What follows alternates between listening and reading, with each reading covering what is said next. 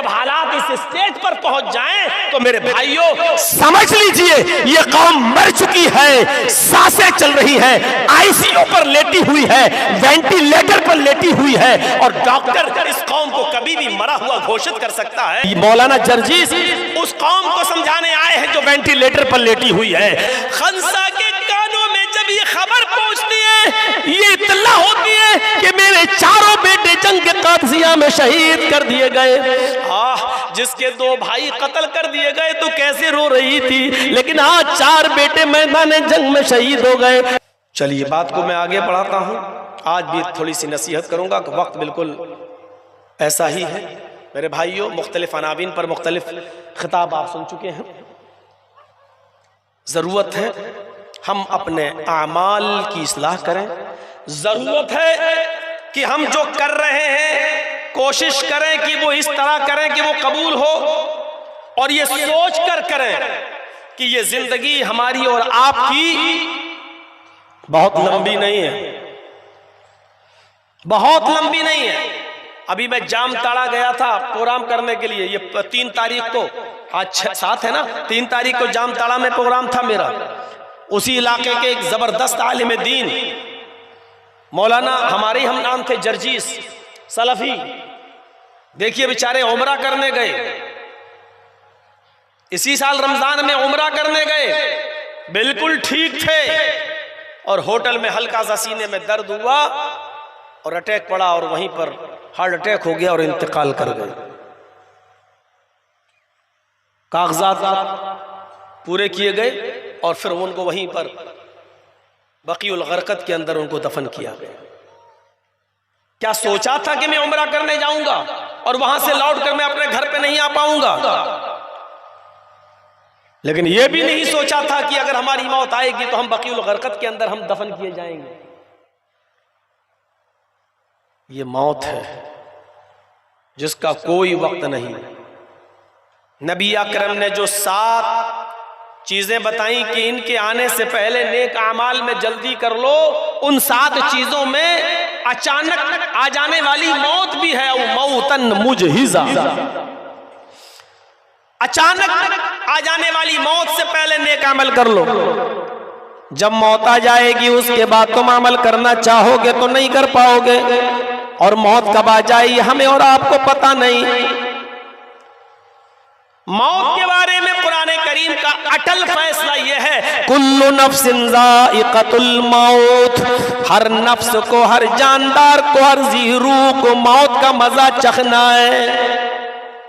हर नफ्स को, हर जान को, हर जी रूह को मौत का मजा चखना है। व इन्नमा तुवफ़्फ़ौना उजूरकुम यौमल क़ियामह, और तुम दुनिया में जो कुछ भी अच्छे बुरे अमल किए हो उसका पूरा का पूरा अज्र तुम पाओगे, तुम्हें दिया जाएगा क़यामत के दिन। अच्छा किया तो अच्छा, बुरा किया तो बुरा। व इन्नमा तुवफ़्फ़ौना उजूरकुम यौमल क़ियामह, क़यामत के दिन तुम अपने अमलों का पूरा पूरा बदला दिया जाएगा, पूरा पूरा अज्र तुम्हें दिया जाएगा। अच्छा किया तो अच्छा, बुरा किया तो बुरा, लेकिन मिलेगा जरूर। इसके बाद जो बताया वो काबिल गौर है, फमन ज़ुहज़िहा अनिन नारी व उदखिलल जन्ना, जो अपने अच्छे अमाल की वजह से जहन्नम से बचा लिया जाए और जन्नत के अंदर दाखिल कर दिया जाए, जो अपने अमाल हसना की बुनियाद पर जहन्नम से बचा लिया जाए और जहन्नम से जन्नत में दाखिल कर दिया जाए, फ़क़द फ़ाज़, वो कामयाब हो गया। कामयाब कौन? जो जन्नत में दाखिल कर दिया गया और जो जहन्नम में से बचा लिया गया। ये सब होगा, हम सोचेंगे, और ये हर दौर में हुआ है। कोई आदमी ये सोचे कि हम कोई भी दीन का काम करें और उसकी मुखालिफत ना हो, तो ऐसा होगा नहीं, ऐसा होगा नहीं। आज लोग अपनी परेशानियों से इतना परेशान नहीं है जितना दूसरे के सुख से परेशान है, दूसरे के आराम से परेशान है। ये सूरत हाल है हर जगह। अब गौर कीजिए, मौलाना जर्जीस जैसी शख्सियत के पास जब ये फोन आए तो अंदाजा लगाइए कि कौम की बीमारी कहां तक बढ़ चुकी है कि जर्जीस साहब आप इस प्रोग्राम में आ रहे हैं? जी आ रहा हूं। मौलाना साहब जलसे वाले आपको जो भी नजराना देंगे वो एक अलग बात है, हम आपको मना कर रहे हैं कि इस जलसे में मत आइए, हम ना आने का आपको 2 लाख रुपए देंगे।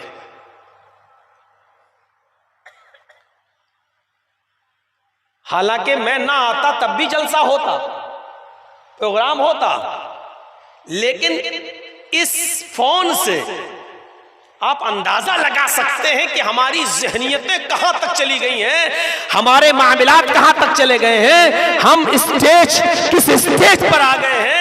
शादी ब्याह तो छोड़ो, मामलात तो छोड़ो, कारोबार तो छोड़ो, जब दीनी जलसे तक रोके जाने लगे और ये होने लगे कि आपको अगर वो 1 दे रहे हैं तो हम आपको 2 देंगे, आपको वो अगर 1.5 दे रहे हैं तो हम आपको 3 देंगे, आपको अगर वो 2 दे रहे हैं तो हम आपको 4 देंगे।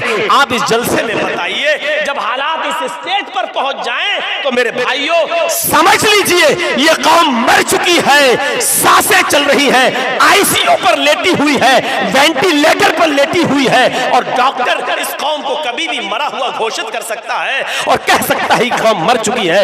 ये मौलाना जर्जीस उस कौम को समझाने आए हैं जो वेंटिलेटर पर लेटी हुई है, जो आईसीयू पर लेटी हुई है।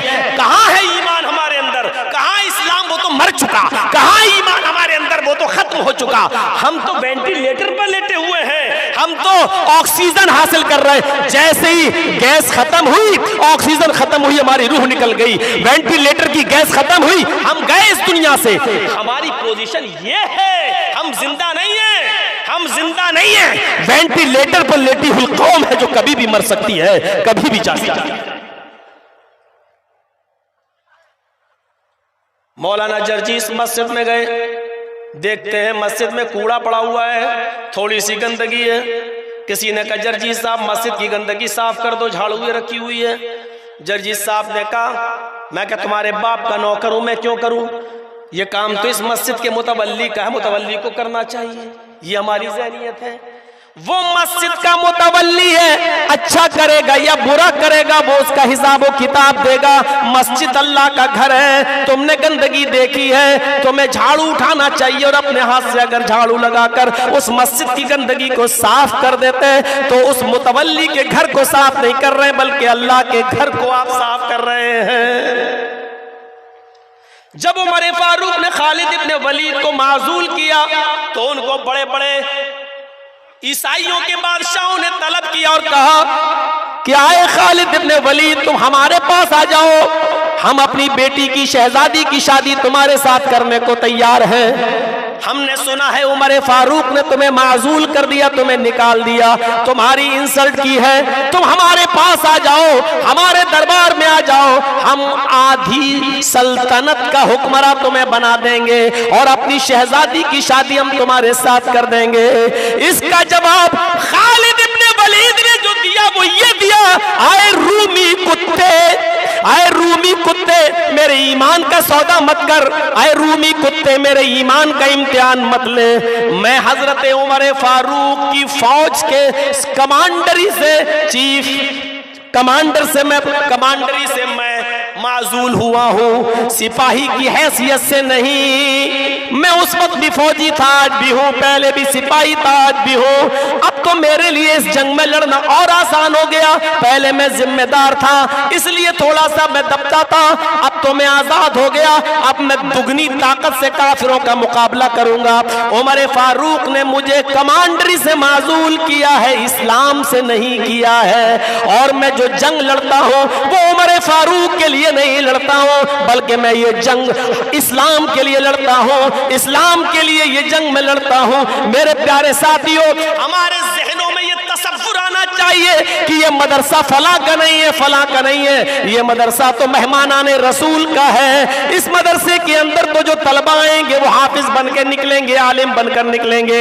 हमें किसी मस्जिद में जाना है, ये सोच के नहीं जाना है कि किसने बनवाई, बल्कि ये सोच के जाना है ये अल्लाह का घर है, हमें इसमें नमाज पढ़ना और वापस आ जाना है, हमें खुराफातों में नहीं पढ़ना है। मौलाना जर्जीस को आज इन लोगों ने बुलाया, मैं इन लोगों में भी आऊंगा, कल अगर इन लोगों के मुखालिफिन बुलाएंगे तो उनमें भी आऊंगा। मैंने अपनी नजर में कभी ये नहीं सोचा कि इनके यहाँ जाऊं, इनके यहाँ नहीं। कल तुम भी बुला के देख लेना मेरे भाइयों, मेरी नजर में ये नहीं है कि इन्होंने बुलाया तो इनके यहाँ नहीं जाएंगे, इन्होंने बुलाया तो इनके यहाँ नहीं जाएंगे। तुम भी बुलाओ, हम भी, ये भी बुलाएं, हमें कुरान हदीस उधर भी सुनाना, इधर भी सुनाएंगे। मेरे भाइयों, हमें किसी और कुरान और हदीस में जो आया उससे इस्लाह हमें भी करना है, आपको भी करना है, कहने वालों को भी अमल करना है और सुनने वालों को भी अमल करना है। हम इस्लाम के मिजाज को समझने की कोशिश करें। फरमाया फमन ज़ुहज़िहा अनिन नारी व उदखिलल जन्ना, जो जहन्नम से बचा लिया गया और जन्नत में दाखिल कर दिया गया वो कामयाब। हम अपने अमल को देखें, अपना किरदार देखें, क्या हम जहन्नम से बचा लिए गए हैं? क्या हम जन्नत में दाखिल कर दिए गए हैं? या हमारे पास ऐसे अमाल हैं? इस आयत की शुरुआत होती है कुल्लु नफ्सिन ज़ाइक़तुल मौत। पहले आगाह किया जा रहा है कि मौत सबको आनी है, हर जी रूह को, हर जानदार को मौत का मजा चखना है। इस तसव्वुर को आप अपने दिमाग में रखिए। उसके बाद कहा जा रहा है जो कुछ भी दुनिया में करोगे, अच्छा या बुरा, तुवफ़्फ़ौना उजूरकुम यौमल क़यामह, अपने आमाल का पूरा बदला तुम पाकर रहोगे, वो बचेगा नहीं। फमन यअमल मिस्क़ाल ज़र्रतिन खैरन यरह व मन यअमल मिस्क़ाल ज़र्रतिन शर्रन यरह। जर्रा बराबर भी नेकी करोगे, जर्रा बराबर, राई के दाने के बराबर भी नेकी करोगे तो उसको भी तुम अपने नामे आमाल में देख लोगे, और राई के दाने के बराबर भी बुराई करोगे तो उसको भी तुम अपने नामे आमाल में देख लोगे। कोई चीज छिपी नहीं है। मौत आएगी, अब मैं मौत पे नहीं बोलूंगा, मौत आना है। मौत के वक्त या मौत जितना करीब आए हमारे, उस वक्त हमारी कंडीशन क्या होनी चाहिए, इस पर आज हम थोड़ी सी रोशनी डालना चाहते हैं अपने मुख्तसर से वक्त में। मौत तो आना है, मौत तो ऐसे लोगों को भी आती है जो समझते थे कि हम ही मौत के घाट उतारते हैं सबको। मौत तो आनी है। कोई अस्पताल में मर जाता है, कोई चारपाई पर बीमारी की हालत में मर जाता है, कोई एड़ियां रगड़ के मर जाता है, और कोई मौत ऐसी भी होती है कि मरते वक्त वो अपनी आंखों से जन्नत का दीदार कर लेता है और मरते वक्त उसके मुंह से ये कलमा निकलता है, फुज़्तु बिरब्बिल काबा, काबे के रब की कसम में कामयाब हो गया, काबे के रब की कसम में कामयाब हो गया, काबे के रब की कसम में कामयाब हो गया, क्योंकि मरने से पहले जन्नत को मैंने अपनी आंखों से देख लिया। मौत ऐसे लोगों को भी आती है, मौत बच्चों को भी आती है, मौत जवानों को भी आती है, मौत बूढ़ों को भी आती है। लेकिन मौत के वक्त हमारी कंडीशन क्या होती है? हमारे ईमान का जायजा उसी वक्त हम महसूस करें, ईमान का जायजा उस वक्त लें। आइए मैं तुम्हें एक वाक़े की तरफ लेके चलना चाहता हूं। मौत की खबर सुनने के बाद या ये देखने के बाद कि मौत मेरे बिल्कुल करीब है या जल्दी हम जाने वाले, ये तो नहीं मालूम किसी को कि हम कब मरेंगे, ये तो किसी को नहीं मालूम। हजरत फातिमा रज़ी अल्लाह ताला अन्हा का वाक़या आपको मालूम है। नबी अकरम सल्लल्लाहु अलैहि वसल्लम के पास आई, मरजुल मौत में आई, नबी अकरम के बीमारी में आई। अल्लाह के रसूल रोजाना उठकर अपनी बेटी का बोसा लिया करते थे, लेकिन आज नहीं ले पाए, बिस्तर से नहीं उठ पाए। बुखारी किताबुल जनाइज, आज हजरत फातिमा खुद बिस्तर पर बैठ गई नबी के, और हजरत फातिमा ने खुद अपने बाप का, अपने अब्बू के चेहरे का बोसा लिया। नबी अकरम उस वक्त पानी के प्याले में अपना हाथ डालते जा रहे थे, पानी के बर्तन में अपना हाथ डालते जा रहे थे और पानी से भीगा हुआ वो हाथ अपने चेहरे पर मलते जा रहे थे। दोनों हाथ पानी में डाला और दोनों हाथों से अपने बदन पे पानी को मलना शुरू किया और कहते जाते थे इन्ना लिल मौति सकरात, इन्ना लिल मौति सकरात। मौत के लिए बड़ी बेचैनियां हैं, मौत के लिए बड़ी परेशानियां हैं, मौत के लिए बड़ी सख्तियां हैं। इंतकाल के वक्त अगर किसी को ज्यादा तकलीफ हो तो समझ लो कि यही तकलीफ तुम्हारे सय्यात और तुम्हारे गुनाहों का कफारा बन सकती है अगर हम इस पर सब्र करें तो। अल्लाह के नबी अपने दोनों हाथ पानी में डालते जाते और अपने जिस्म पर मलते जाते और कहते जाते इन्ना लिल मौति सकरात, मौत के लिए बड़ी बेचैनियां, मौत के लिए बड़ी परेशानियां, मौत के लिए बड़ी सख्तियां हैं। फातिमा रजी अल्लाह तआला अन्हा ने जब ये अल्फाज सुने तो चीख पड़ी, वाह कर बाबा, हाय मेरे अब्बू की बेचैनी, हाय मेरे अब्बू की परेशानी, हाय मेरे अब्बू की सख्ती। अल्लाह के नबी ने अपनी बेटी के आंखों में आंसू देखे, अल्लाह के रसूल ने फातिमा को रोते हुए देखा, उनके आंखों में आंसू देखे तो हजरत फातिमा को फर्ते मोहब्बत में अपने सीने से लगा लिया, अपने गले से लगा लिया और कहने लगे, आए फातिमा, अभी अभी जिब्रील ने मुझे बताया है, अभी अभी मुझे खबर मिली है, आए फातिमा इस बात को अपने तक रखना, आए फातिमा आज के बाद तेरे बाप को कभी इतनी तकलीफ नहीं होगी, आज के बाद तेरे बाप को कभी इतनी सख्ती नहीं होगी, इतनी तकलीफ नहीं होगी। यानी ऐ फातिमा, जिब्रील ने मुझे बता दिया कि आज आपका आपके रब से मुलाकात का वक्त है। अपने अब्बू की जुदाई की खबर सुनी, अपने अब्बू की जुदाई की खबर सुनी तो और रोने लगी, उनके आंखों में और आंसू आ गए, आंसुओं के कतरे नबी अकरम सल्लल्लाहु अलैहि वसल्लम के सीने पर पड़ी हुई चादर के ऊपर गिरने लगे, इतना रोई। अल्लाह के नबी सल्लल्लाहु अलैहि वसल्लम ने अपनी बेटी का सर पकड़ा और उनके कान में सरगोशी की, उनके कान में कुछ कहा। मेरी बेटी जो कह रहा हूं उसको अपने तक रखना, किसी को बताना नहीं, ठीक है। जब ये सरगोशी की तो मुस्कुराई, लेकिन अपने अब्बू की जुदाई के गम में फिर चेहरा बन गया रोने वाला। फिर अब नबी अकरम ने दोबारा पकड़ा और उनके सर को अपने करीब करके कान में एक और सरगोशी की, एक और बात कही चुपके से, ऐ फातिमा इसको भी तू अपने तक रखना, किसी और से जाहिर मत करना। वो सरगोशी जब सुनती हैं तो मुस्कुरा देती हैं, हंसने लगती हैं, चेहरे पर मुस्कुराहट आ जाती है और फिर मुस्कुराती रही। नबी अकरम सल्लल्लाहु अलैहि वसल्लम जब इस दुनिया से रुखसत हो गए, उसी दिन फजर और जोहर की नमाज के बीच में, फजर और जोहर के दरमियानी वक्त में जब चले गए इस दुनिया से, अल्लाह को प्यारे हो गए, तो उस वक्त हजरत फातिमा ने जरूर ये जुमले अदा किए थे, वाह कर बाबा तो मना जा बरब बंदा, हाय मेरे अब्बू, आपको आपके रब ने बुलाया और आपने उसकी दावत को कबूल भी कर लिया, आप चले भी गए। वाह कर बाबा तो मना जा बरब बंदा, वाह कर बाबा तो इला जिब्रील नना, वाह कर बाबा तो मन जन्नतुल फिरदौसी मावा, हाय मेरे अब्बू आपका ठिकाना तो जन्नतुल फिरदौस है, आपका घर तो जन्नतुल फिरदौस है, आपका मकान तो जन्नतुल फिरदौस में। ये तीन जुमले कहे, वाह कर बाबा तो मना जा बरब बंदा, हाय मेरे अब्बू आपको आपके रब ने बुलाया और आप चले गए, आपने उसकी दावत को कबूल कर लिया।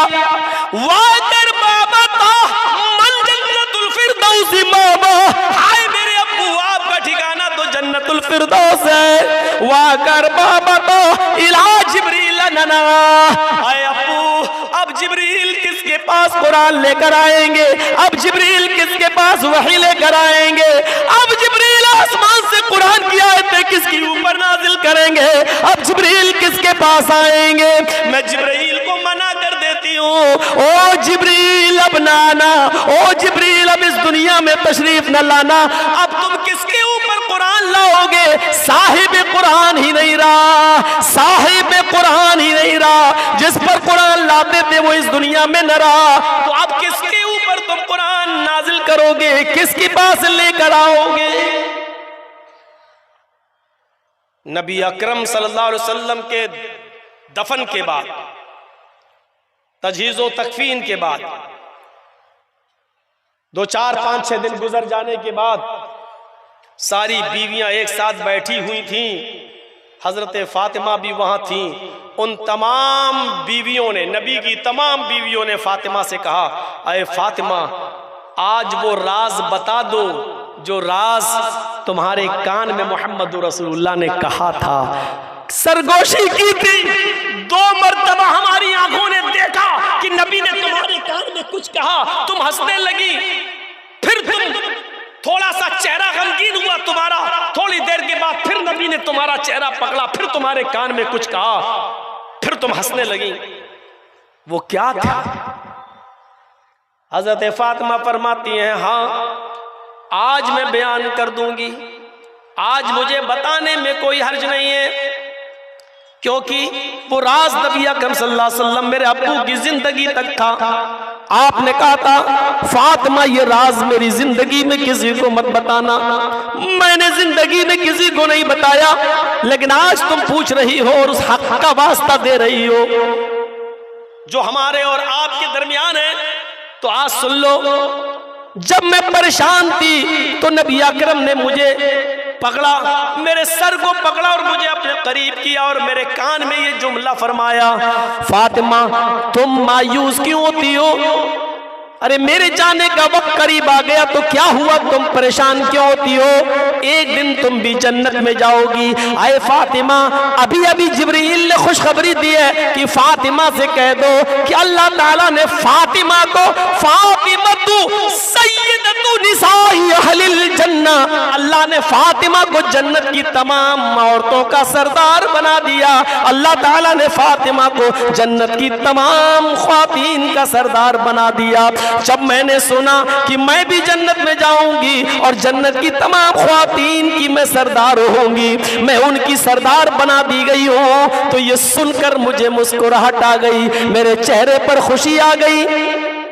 लेकिन थोड़ी देर के बाद मैं फिर गमगीन हो गई, इसलिए कि मेरे अब्बू का आखिरी वक्त था, मेरे अब्बू परेशानी के आलम में थे, बार बार पानी के प्याले में हाथ डालते और पानी को अपने जिस्म पे मलते जा रहे थे और कहते जा रहे थे कि इन्ना लिल मौति सकरात, मौत के लिए बड़ी सख्तियां हैं, मौत के लिए बड़ी बेचैनियां हैं। जब नबी अकरम ने ये कहा मेरे अब्बू ने, तो मुझे फिर गम के बादल मेरे ऊपर मुड़ला गए, छाने लगे, मैं फिर रोने लगी, तो मुझे पकड़ा और मेरे कान में कहा, फातिमा तुम्हें गम करने की जरूरत नहीं है, मेरे अहले बैत में एक और खुशखबरी सुनो, एक और खुशखबरी सुनो, इसको खुशखबरी कह रहे हैं, एक और खुशखबरी सुनो। आए फातिमा, मेरे अहले बैत में, मेरे खानदान में, मेरे घर में, मेरे अहले बैत में अगर सबसे पहले मुझसे कोई मुलाकात करेगा, यानी मेरे पीछे पीछे जो सबसे पहले आएगा, मेरे अहले बैत में जो सबसे पहले इंतकाल करेगा, मेरे पीछे पीछे जो सबसे पहले मेरे पास आएगा, वो मेरी बेटी फातिमा तुम होगी, वो मेरी लख्त जिगर तुम होगी। यानी मैं जा रहा हूं, मेरे पीछे पीछे मेरे घर में, मेरे खानदान, मेरे अहले बैत में तुम्हारा नंबर है, सबसे पहले तुम्हारी मुलाकात मुझसे होगी। जब मैंने ये सुना तो मेरे चेहरे पे मुस्कुराहट आ गई।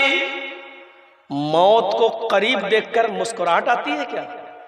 अगर आपको पता चल जाए कि कल आप मरने वाले हैं तो मुस्कुराएंगे? आपको पता चल जाए कि 1 हफ्ते 2 हफ्ते ही की मेरी जिंदगी रह गई है तो आपके चेहरे पर मुस्कुराहट आएगी? नहीं। हजरत फातिमा मुस्कुरा रही हैं, ये खुशखबरी सुनी कि अहले बैत में सबसे पहले मैं आपसे मिलूंगी, तो मुस्कुरा दी, खुश हो गई। मोमिन की निशानी ये है, बाअमल मुसलमान की निशानी ये है कि जब वो मौत को अपने करीब देखता है तो उसको रंज और गम नहीं होता, बल्कि उसको खुशी होती है। अगर हमारे मौत के वक्त खुशी हो रही है तो यकीनन हमारा इस्लाम और हमारा ईमान हमारे अंदर से हिचकोले ले रहा है और गवाही दे रहा है कि तुम्हारे अंदर ईमान है, इसलिए कि तुम्हें अपने रब से मुलाकात की जल्दी है, खुशी है। लेकिन यहाँ तो हालात बहुत करीब है। मौलाना साहब कोई डॉक्टर बताओ हार्ट का, यहाँ तो बहुत अच्छे डॉक्टर नहीं है। एक आदमी बेचारा अपना इलाज कराने के लिए, आपके यहाँ इलाज नहीं सही हुआ तो गुड्डा चला गया, गुड्डा नहीं हुआ तो भागलपुर चला गया, भागलपुर में भी ज्यादा अच्छा नहीं तो रांची चला गया, यहाँ पर भी अच्छा नहीं हुआ तो एम्स में चला गया, ऑल इंडिया हॉस्पिटल चला गया। मेरे भाइयों, लोग अपनी जान बचाने के लिए क्या से क्या नहीं करते। मैं ये नहीं कह रहा हूं कि नहीं करना चाहिए, लेकिन मौत को करीब देखकर घबराहट होना, मौत को करीब देखकर चेहरे पे पसमुर्दगी आना, मौत को करीब देखकर बेचैनी होना, समझ लो कि कहीं ना कहीं हमारे ईमान में कमजोरी है। हम कहीं ना कहीं, हम दाल में काला है, हमारे अमाल अच्छे नहीं रहे हैं। इसलिए कि मौत के वक्त तो खुशी होनी चाहिए, या मौत को करीब देखकर चेहरे पे मुस्कुराहट होनी चाहिए, क्योंकि रब से मुलाकात का वक्त करीब है। लेकिन आप थर्ड क्लास की जिंदगी से फर्स्ट क्लास की जिंदगी पर जा रहे हैं, ये गिरी हुई जिंदगी से अफजल जिंदगी की तरफ जा रहे हैं, थर्ड क्लास से फर्स्ट क्लास की तरफ जा रहे हैं। और चेहरे पर रौनक नहीं है, चेहरे पर पसमुर्दगी है, मायूसी है, गम है, तो समझ लो कि मेरे भाइयों के हमारे ईमान में कमजोरी है। कितने वाकयात सुनेंगे आप, कितनी दलीलें इस किस्म की आपके सामने रखी जाएं। इसी मरजुल मौत में, इसी बीमारी में नबी अकरम की बीवियां भी नबी अकरम के पास बैठी हुई थी। सुनिए, नबी अकरम सल्लल्लाहु अलैहि वसल्लम की बीवियां भी नबी अकरम के पास बैठी हुई थी। और आपकी एक बीवी आयशा ने सारी बीवियों के सामने अल्लाह के रसूल से पूछ लिया, अय अल्लाह के रसूल, अय अल्लाह के नबी, इस वक्त सारी बीवियां आपके पास हैं, अल्लाह आपको शिफा दे, मान लीजिए अगर आप इस दुनिया से रुखसत हो गए, आप चले गए, तो आप आज मुझे बताइए। बुखारी शरीफ की हदीस के अल्फाज हैं, अल्लाह के नबी से नबी की बीवियां पूछ रही हैं, और आयशा पूछ रही हैं सारी बीवियों के सामने कि आज सारी बीवियां आपके पास बैठी हुई हैं, इतना बता दीजिए कि आपके इस दुनिया से रुखसत होने के बाद आपकी इन बीवियों में से कौन सी बीवी आपसे सबसे पहले मिलेगी। वो तो हो गया बेटी का मसला, खानदान का और पहले बैत का मसला। बीवियों में सबसे पहले कौन सी बीवी आपसे मिलेगी। अब नबी अकरम सल्लल्लाहु अलैहि वसल्लम इतनी बीवियों के सामने किस बीवी का नाम ले लें, अगर नाम लेंगे तो दूसरे को बुरा ना लग जाए। आप मुस्कुराए और आपने कहा, इतनी बीवियों, जो हमारी बीवियां मेरे करीब बैठी हुई हैं, उनमें से एक है जो सबसे पहले मुझसे मिलेगी। हज़रत आयशा कहती हैं, वही तो सुनना चाहती हूँ, कौन है वो खुश नसीब। खुश नसीब, गौर कीजिए, यानी मौत सबसे पहले जिसको आए वो खुश नसीब। इन जुमलों पर गौर कीजिए, कौन है वो खुश नसीब जो सबसे पहले आपसे मिलेगी। नबी अकरम ने किसी का नाम नहीं लिया, लेकिन फरमाया, हाँ एक बीवी है जो सबसे पहले मुझसे मिलेगी, और उसकी पहचान यह है कि उसके हाथ सबसे ज्यादा लंबे होंगे, उसके हाथ सबसे ज्यादा लंबे होंगे। बैठी रही बीवियां, लेकिन तजस्सुस, पता चले। थोड़ी देर के बाद हजरत आयशा ने इशारा किया, सबको इधर आओ, दूसरे कमरे में आओ, दूसरी तरफ आओ। सारी बीवियां नबी को छोड़कर थोड़ी देर के लिए दूसरे रूम में चली गईं, दूसरी जगह चली गईं। किसी दूसरी बीवी के हुजरे में बैठ गई। हजरत आयशा एक लकड़ी ले आई कि चलो हाथ नापते हैं, किस बीवी का हाथ सबसे ज्यादा लंबा है। सारी औरतों के, सारी बीवियों के हाथ मापे जाने लगे। जब मापना शुरू किया, इसका नापा, इसका मापा, इसका मापा, इसका मापा, जब सारी बीवियों के हाथ माप लिए गए तो पता चला आपकी बीवियों में सबसे ज्यादा लंबे हाथ हजरत सौदा रजी अल्लाह ताला अन्हा के हैं। सारी बीवियां मुबारकबाद देने लगी, ऐ सौदा तुझे मुबारक हो, ऐ सौदा तुझे मुबारक हो, तेरे हाथ सबसे ज्यादा लंबे। और अल्लाह के नबी ने फरमाया जिसका हाथ सबसे ज्यादा लंबा होगा वो मुझसे सबसे पहले आकर मिलेगी, वो मेरे पास सबसे पहले आएगी। ऐ सौदा तुझे मुबारक हो, तुझे हमारे शौहर, तुझे हमारे पैगंबर जनाब मोहम्मद रसूलुल्लाह की कुर्बत सबसे पहले मिलेगी, तू सबसे पहले नबी के पास जाएगी। हम पूरी जिंदगी नबी की खिदमत नहीं कर सके, लेकिन नबी के इंतकाल के बाद तुझे ये शर्फ हासिल होगा कि तू सबसे पहले मोहम्मदुर रसूलुल्लाह से मिलेगी। हजरत सौदा ने कहा ज़ालिका फ़ज़लुल्लाह, ये तो अल्लाह का फजल है। नबी ने जो कहा, अब मेरे ही हाथ सबसे ज्यादा लंबे निकले, यानी वो भी गुमान करने लगी, वो भी सोचने लगी मेरे हाथ लंबे हैं तो मैं ही सबसे पहले जाऊंगी। भाई नबी ने कहा जिसके हाथ सबसे ज्यादा लंबे होंगे। हजरत सौदा यही आस लेकर जीती रही कि मेरी मुलाकात नबी से सबसे पहले होगी।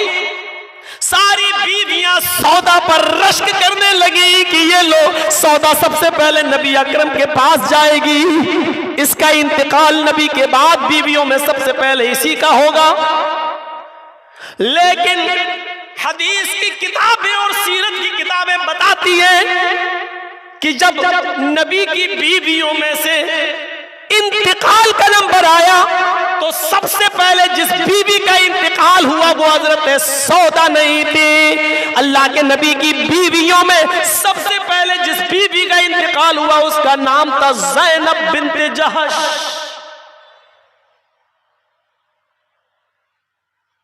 जबकि हाथ लंबे थे सौदा के, लेकिन इंतकाल सबसे पहले किसका हुआ बीवियों में? ज़ैनब बिन्ते जहश का। ज़ैनब बिन्ते जहश का इंतकाल, सारी औरतें, सारी बीवियां नबी की एक दूसरे का चेहरा देखने लगी, ये क्या हुआ? हाथ तो लंबे थे सौदा के, सौदा भी सोचने लगी। हजरत आयशा कहती हैं अब समझ में आया मोहम्मद रसूलुल्लाह सल्लल्लाहु अलैहि वसल्लम के कहने का मकसद क्या था। हम ही लोग नबी अकरम की जबान से निकलने वाले जुमलों को समझ नहीं पाए। नबी अकरम ने सिर्फ इतना कहा था अतवलुकुन्ना यदन, तुम में हाथ जिसका सबसे ज्यादा लंबा होगा वो सबसे पहले मुझसे मिलेगी। लेकिन आए नबी की बीवियों, आए हमारी बहनों, लंबे हाथ से मुराद लंबाई और चौड़ाई में हाथ का लंबा होना नहीं। हम लोगों में जिसका हाथ लंबा, ये लंबाई और चौड़ाई मुराद नहीं। नबी अकरम ने कहा जिसका हाथ सबसे ज्यादा लंबा होगा, इससे मुराद ये कि जो सदका और खैरात करने वाली सबसे ज्यादा होगी, अल्लाह की राह में खर्च करने वाली सबसे ज्यादा होगी। और हम तमाम बीवियों में इसमें कोई शक नहीं, ज़ैनब बिन्ते जहश सबसे ज्यादा सदका करने वाली, सबसे ज्यादा खैरात करने वाली, अपने पास कोई माल बचा कर न रखने वाली, अगर सबसे ज्यादा कोई सदका और खैरात में आगे बढ़ने वाली अगर कोई बीवी थी तो ज़ैनब बिन्ते जहश थी। आज मुझे समझ में आया कि मोहम्मद रसूलुल्लाह ने किसी बीवी का नाम क्यों नहीं लिया, अतवलुकुन्ना यदन क्यों कहा, जिसका हाथ सबसे ज्यादा लंबा होगा। यदन का एक हाथ यानी होना तो चाहिए थे जिसके दोनों हाथ सबसे ज्यादा लंबे होंगे, लेकिन नबी ने दोनों हाथ नहीं कहा। यदन का यद अतवलुकुन्ना यदन, तुम में सबसे ज्यादा लंबा हाथ जिसका होगा। लंबे हाथ से मुराद देने वाला हाथ, लुटाने वाला हाथ, खैरात करने वाला हाथ, सदका करने वाला हाथ, अपने पास कुछ भी बचाकर न रखने वाला हाथ। साथ। ये ज़ैनब बिन्त जहश का था। आए ज़ैनब, तू इस दुनिया से रुखसत हो गई और मैं समझ भी नहीं पाई, हम लोग इस बात को समझ भी नहीं पाए कि मोहम्मद रसूलुल्लाह के कहने का मकसद ये था। ये पूरा वाकया बयान करने का मकसद सिर्फ ये है कि जब अल्लाह के रसूल ने कहा कि जो जिसका हाथ लंबा होगा वो सबसे पहले मुझसे मिलेगी, ये सुनकर जब हाथ नापे गए तो सौदा का हाथ सबसे ज्यादा लंबा निकला।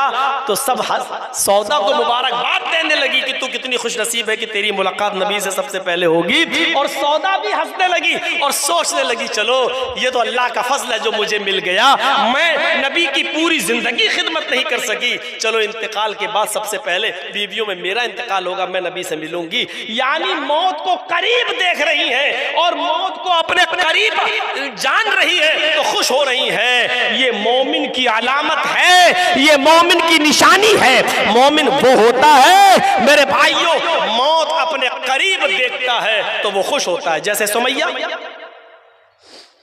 एक पैर इस ऊंट से, दूसरा पैर दूसरे ऊंट से बांधा गया, इंदामे निहानी में नेजा दाखिल कर दिया गया।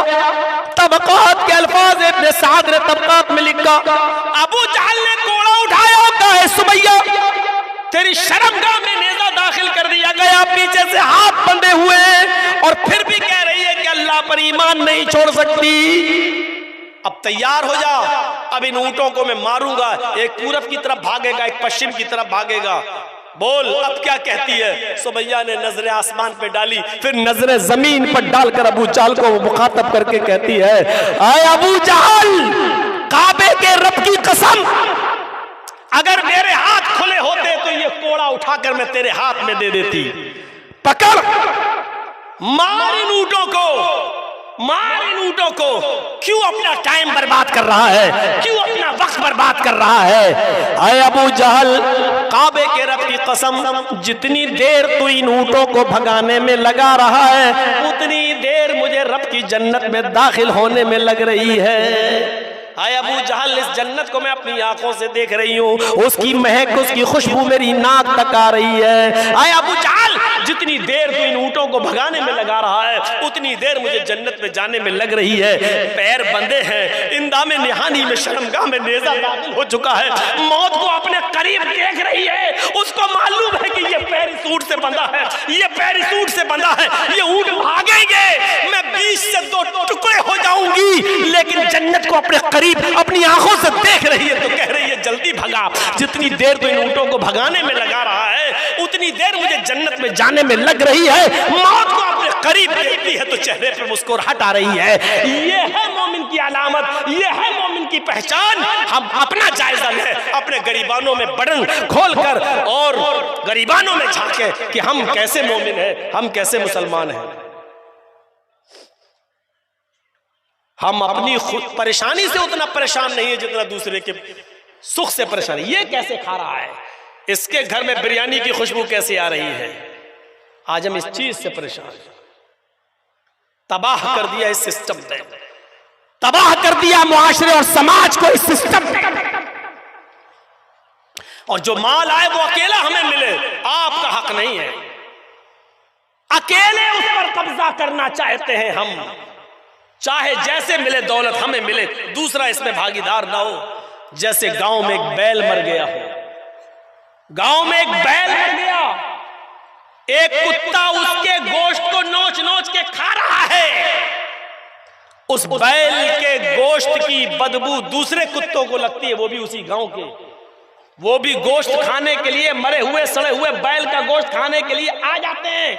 लेकिन ये गांव का कुत्ता उन तमाम कुत्तों को भगा रहा है, खाने नहीं देता, भौंकता है, खाने नहीं दे रहा है, और इतना भौंकता है कि गांव के उन कुत्तों को भगा देता है, लेकिन खाने नहीं देता इस बैल को।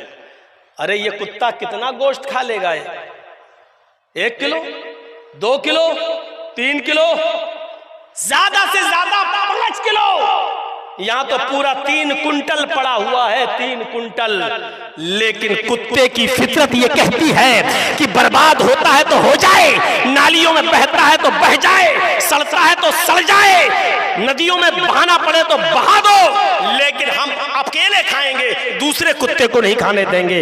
इसका बर्बाद हो जाना मुझे पसंद है, लेकिन दूसरे कुत्ते को इसका गोश्त खिलाना पसंद नहीं है। आज ये कुत्ते जैसी सिफत हमारे अंदर आ चुकी है। सुनना पड़ेगा, मुझे बुलाओगे तो सुनना पड़ेगा। अल्लाह की कसम, तुम्हें नहीं तुम्हारे बाप को भी सुनना पड़ेगा। ये अथॉरिटी, ये पावर मुझे तुमने नहीं दिया है, ये अथॉरिटी, ये पावर मुझे शरीयत ने दिया है, सुनना पड़ेगा। आज ये सिफत, आज ये चीज आज हमारे अंदर आ चुकी है, हमारे मुआशरे में, हमारे समाज के अंदर ये रच गई और बस गई है। हम दूसरे को बर्बाद कर रहे हैं, लेकिन ये नहीं देखते कि हम उसके साथ कितना बर्बाद हो रहे हैं। हम कितना, अरे भाई आप किसी का पीछा कर रहे हैं, वो भाग रहा है, तो आप क्या समझ रहे हैं कि वही थक रहा है? सिर्फ नहीं, उसको पकड़ने के लिए आप उससे ज्यादा तेज स्पीड में भाग रहे हैं, क्योंकि उससे ज्यादा तेज नहीं भागेंगे तो आगे वाले को नहीं पकड़ पाएंगे। आप उससे ज्यादा तेज भाग रहे हैं, और जाहिर है कि जितना वो थक रहा है उससे डबल आप थक रहे हैं, उससे ज्यादा आप थक रहे हैं, क्योंकि उससे ज्यादा तेज रफ्तार से आप चल रहे हैं। तो आप ये ना समझो कि जिसको आप बर्बाद करना चाहते हो वो अकेले बर्बाद हो रहा है, नहीं, उससे ज्यादा आप बर्बाद हो रहे हो। मौलवी जर्जीस को इटावा के जिस मौलवी ने जेल की सलाखों तक पहुंचाया है, ये सोचकर कि इसको हम तकरीरी दुनिया से बेदखल कर देंगे, पूरे हिंदुस्तान में रुसवा कर देंगे, आज उसका ये हाल है कि उसकी जमीन बिक गई, उसकी जायदाद बिक गई, उसका जो बहुत बड़ा प्लॉट था वो बेच दिया है। आज वो घर से बाहर इसलिए नहीं निकल रहा है कि अगर हम किसी भी इलाके में चले गए तो लोग मेरे बारे में जानते हैं कि ये मौलवी जर्जीस को जेल की सलाखों में पहुंचाने वाला ये, तो कहीं बाहर के लोग जमाती दुश्मनी में हमें मार न दे, वो घर की चार दीवारी तक महदूद होकर रह गया है, लेकिन हमको बर्बाद करने के चक्कर में उसने अपने आप को बर्बाद कर लिया है, अपने आप को लुटा लिया है। कमा तुदीन तुदान, ये अरबी जबान का मकूला है, जैसा तुम करोगे वैसा भरोगे। ये तो मेरे भाइयों कानून फितरत है। दो कानून होते हैं, एक कानून कुदरत, एक कानून फितरत, लॉ ऑफ नेचर। कुदरत माफ कर सकती है, फितरत माफ नहीं करती है, इस बात को याद रखिएगा। आपने शराब पी, तौबा की अल्लाह मुझे माफ कर दे, कानून शरीयत आपको माफ कर सकता है, अल्लाह आपको माफ कर देगा, लेकिन शराब जितनी गंदी चीजों से मिलकर बनी है और आपके पेट तक पहुंच गई है, अब आप ये सोचो कि ये अपना काम ना करे, ये शराब का कतरा आपके लीवर को खराब करेगा।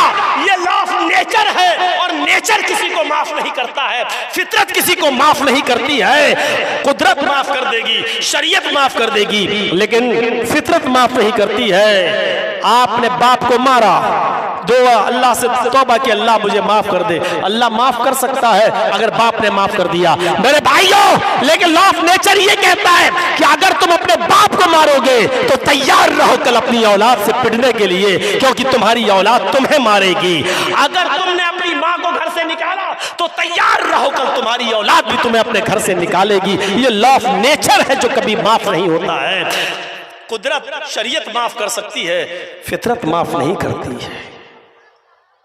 तुम दूसरों के साथ बुरा करो फिर सोचो कि हमारे साथ अच्छा हो जाए, ये हो नहीं सकता। नेचर माफ नहीं करता है, नेचर माफ नहीं करता है, याद रखिएगा। शरीयत में माफी है, नेचर में, फितरत में माफी नहीं है। तुम दूसरों के साथ बुरा करोगे तुम्हारे साथ भी बुरा होगा। कमा तुदीन तुदान, जैसा करोगे वैसा भरोगे। ये होना ही है, ये देखोगे तुम अपनी आंखों के सामने ये मंजर। मेरे भाइयों, अरब की एक खातून का नाम है खंसा। उस खंसा के दो जमाने गुजरे हैं, एक जमाना जमाने जाहिलियत और दूसरा इस्लाम लाने के बाद। खंसा बहुत बड़ी अरब की शायरा थी और मरसिया तो बड़ा अच्छा पढ़ती थी। उसको अरब के लोगों ने एक लक़ब दिया था अरसल अरब, अरब की सबसे बड़ी मरसिया गो, अरब की सबसे बड़ी मरसिया पढ़ने वाली। किसी की मौत पर वो ऐसा मरसिया पढ़ती थी कि हर आंख में आंसू आ जाया करता था। वो इस मरसिया पढ़ने में बड़ी माहिर थी, उसको लोगों ने लक़ब दिया था अरसल अरब, अरब की सबसे बड़ी मरसिया पढ़ने वाली। उसके ऊपर 2 जमाने गुजरे। सन 8 हिजरी में वो इस्लाम लाई। 8 हिजरी से पहले वो इस्लाम के अंदर नहीं थी, 8 हिजरी से पहले वो इस्लाम के अंदर नहीं थी। 8 हिजरी के बाद वो इस्लाम, 8 हिजरी में वो इस्लाम लाती है। 8 हिजरी से पहले का उसका जमाना देखो और 8 हिजरी के बाद का उसका एक जमाना देखो। इन दोनों जमानों को मैं आपके सामने रखना चाहता हूँ, बड़े गौर से सुनना।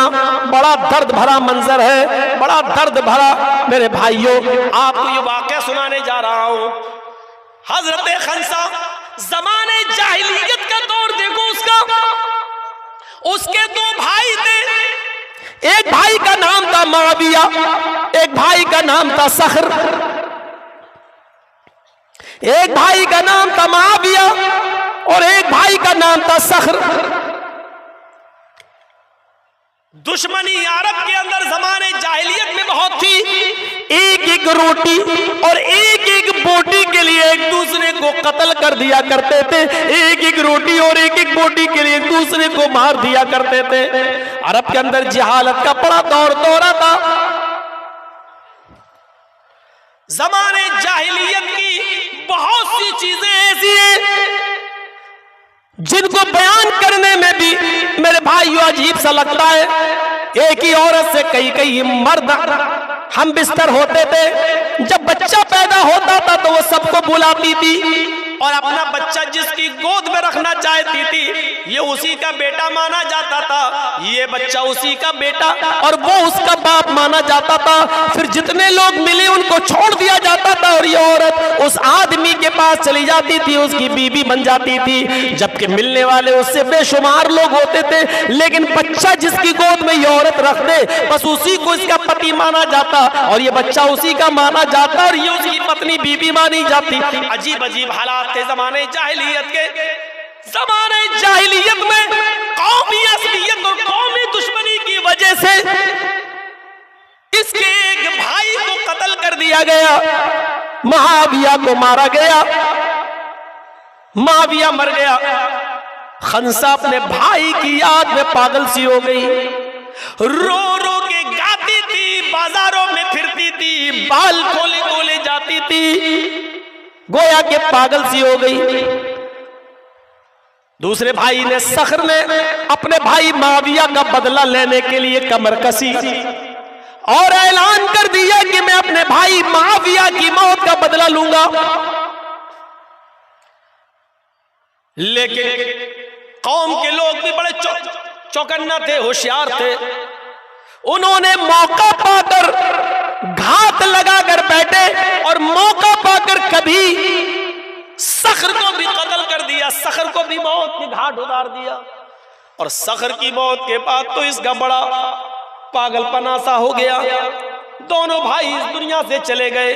ज़माने जाहिलियत की बात बताता हूं, अभी 8 हिजरी से पहले की बात है। दोनों भाई मार दिए गए, कत्ल कर दिए गए।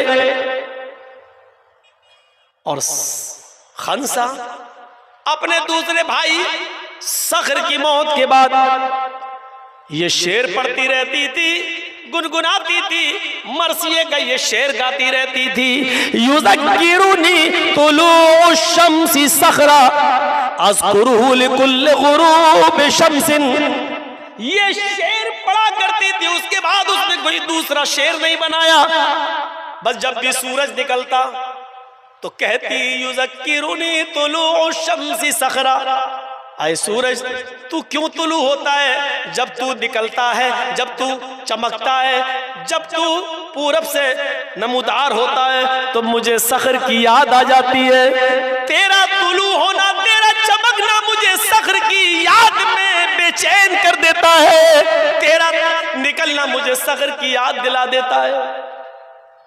और कीजिए, हर जब भी सूरज निकलता है, रोज वो यही कहती युज़क्किरुनी तुलू शम्सी सखरा, ऐ सूरज तू निकलता है तो मुझे सखर की याद आ जाती है। गोया के सूरज से शिकायत कर रही है, ऐ सूरज तू निकलना बंद कर दे, ऐ सूरज तू ना निकला कर, ऐ सूरज तू क्यों चमकता है, ऐ सूरज तू क्यों नमूदार होता है, ऐ सूरज तू क्यों बेदार क्यों आता है, क्यों चमकता है। जब भी तू चमकता है तो मुझे मेरे भाई सखर की याद दिला देता है।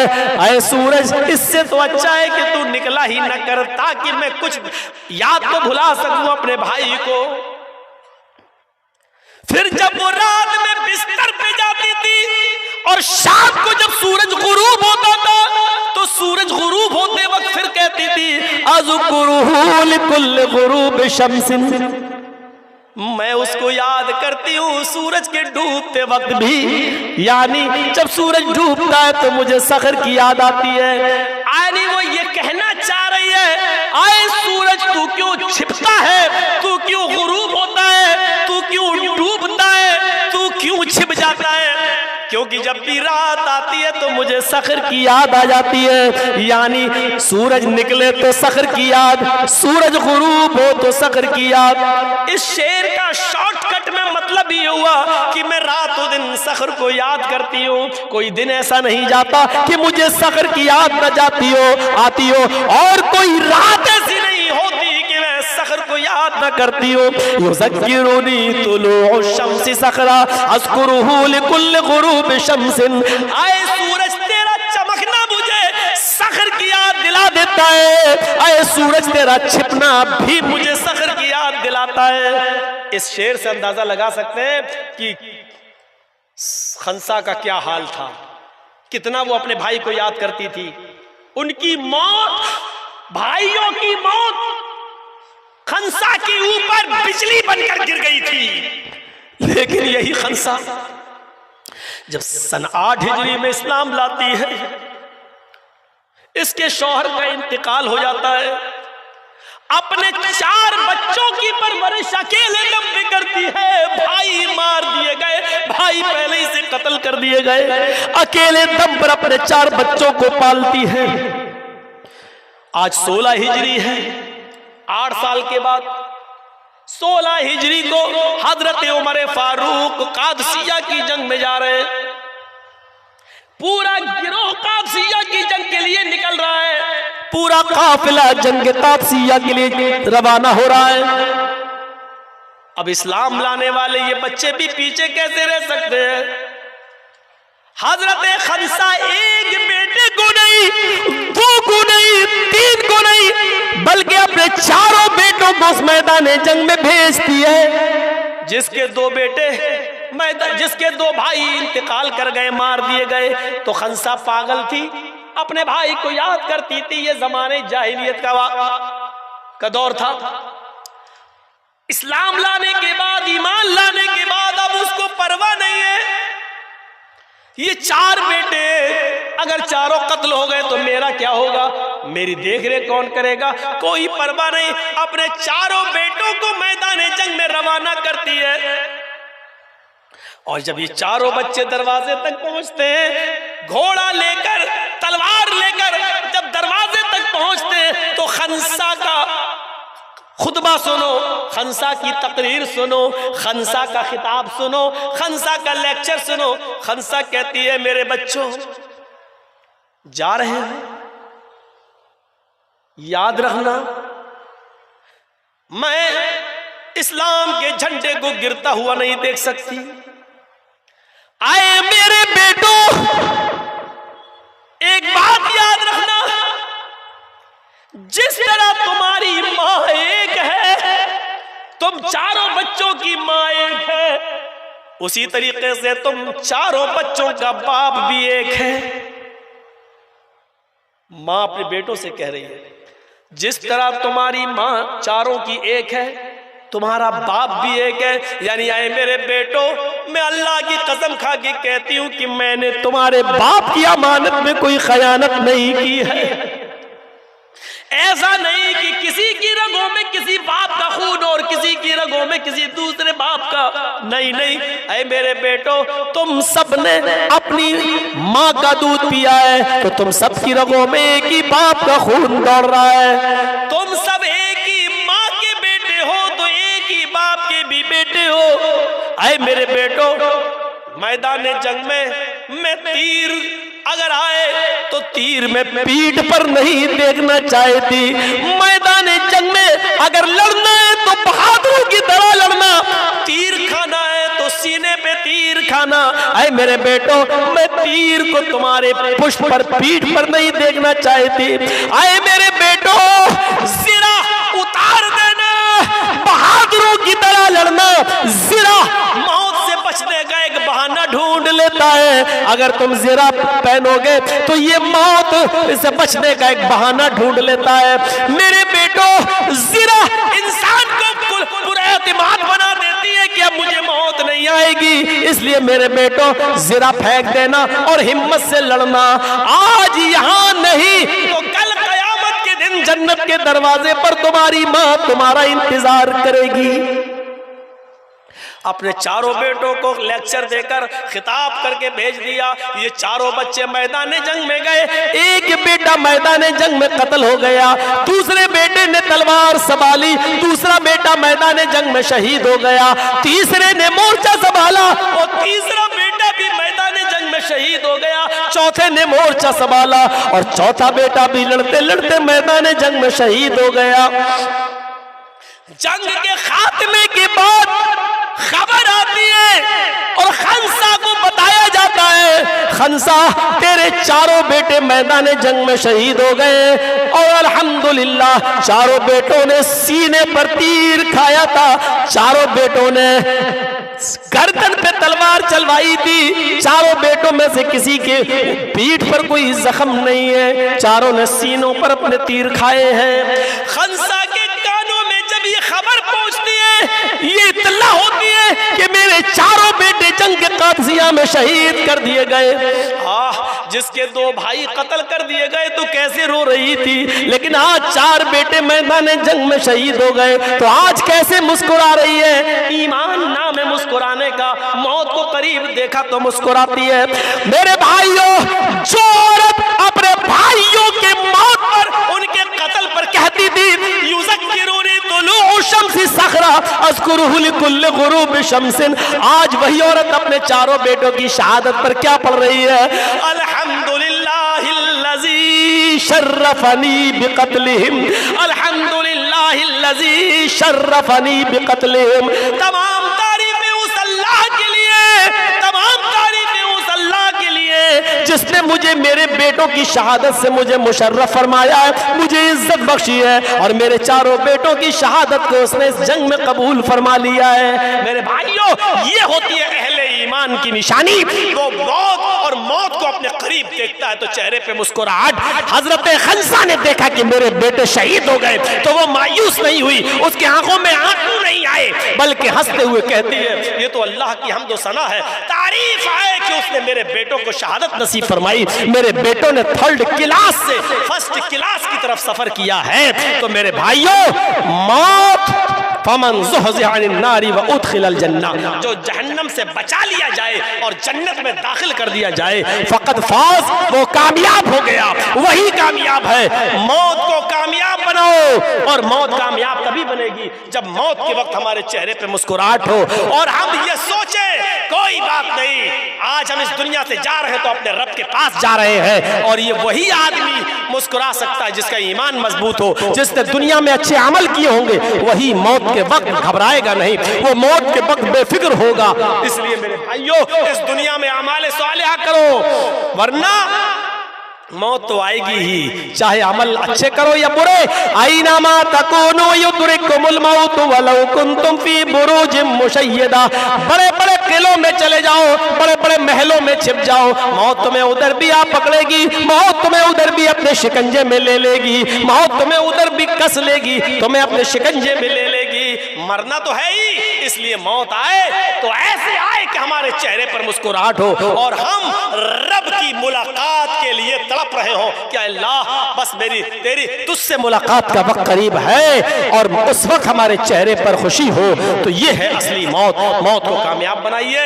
3:30 बज चुके हैं मेरे भाइयों, वक्त फजर करीब है और हम सबको अब मौत के ऊपर तकी सुनने के बाद वुजू बनाना चाहिए, अपने अमले सवाले की तैयारी करना चाहिए, फजर की नमाज को जमात के साथ पढ़ने की कोशिश करनी चाहिए। हम अल्लाह से दुआ करते हैं कि बार इलाह हमारी खताओं को माफ़ फरमा दे और जो हमने आज ये खिताब किया है बार इलाह इससे हमारे ईमान में इजाफा फरमा दे और हमें जब तक जिंदा रख इस्लाम पे जिंदा रखना और जब हमारा खात्मा हो तो ईमान पर हमारा खात्मा फरमाना। वमा अलैना इल्लल बलागुल मुबीन व आखिरु दअवाना अनिल हम्दुलिल्लाहि रब्बिल आलमीन। अस्सलामु अलैकुम व रहमतुल्लाहि व बरकातुहू।